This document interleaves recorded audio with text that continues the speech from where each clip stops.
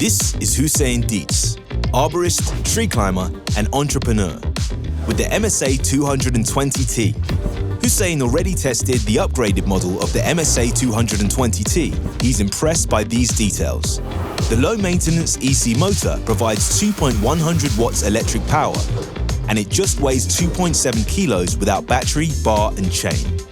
The MSA delivers Hüseyin more torque at lower speed.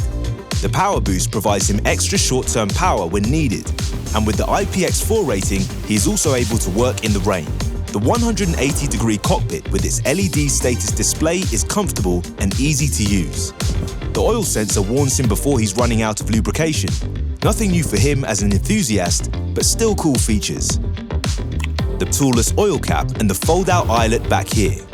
STIHL has gone one step further with the upgrade and introduces some new accessories.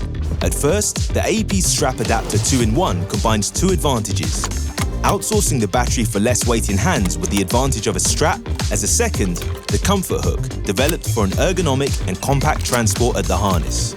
Hüseyin relies on a combination of the MSA 220T with the smaller, lighter AP200S.